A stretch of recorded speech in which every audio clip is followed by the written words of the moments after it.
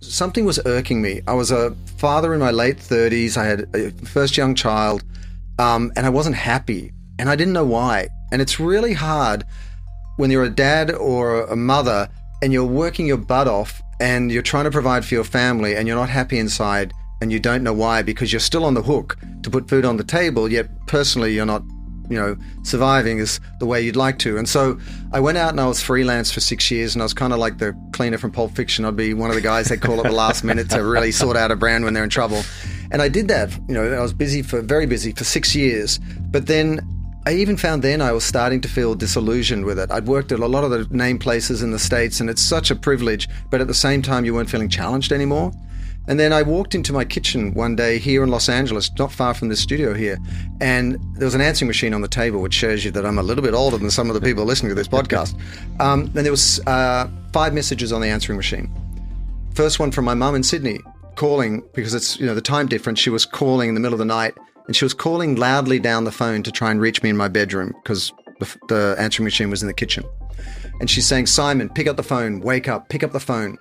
Another message, "Simon, pick up the phone, please pick up the phone." Beep. My sister yelling down the phone, trying to wake me up. 4th message, my mother really yelling down the phone, trying to wake me up. And then beep again. And final message, "Simon, Dad died. He was calling to say goodbye. Call us when you wake up."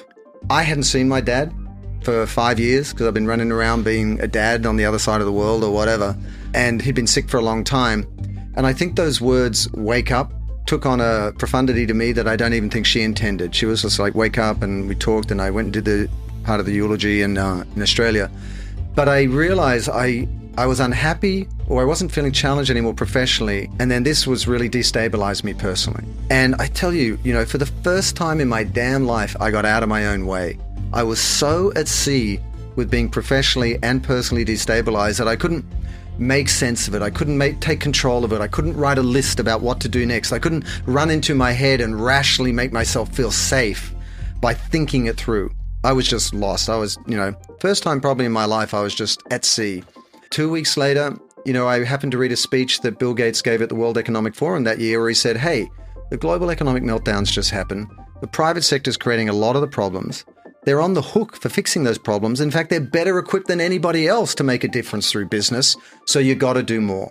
And I think in hindsight, I was looking for some meaning in my life. Like, I'm the classic self-important ad guy that was running around trying to get awards and so on, and I wasn't finding fulfillment in it. And I think when I look back now, I was looking for more meaning in my life. I wanted to be in business. I wanted to be an entrepreneur. I wanted to be independent. But I wanted to do something that was going to make me feel good about who I am and the role I'm playing in the world. And so I spent 3 years writing my first book, WeFirst, that came out and did well. And it was about the shift from me first capitalism to WeFirst capitalism. So it was that moment. It wasn't planning. I wasn't a smart, cool guy who wanted to do good and use business to that end. I was just a self-important dad who wasn't happy, who didn't know what was going on. And then life came along and slapped me in the side of the head.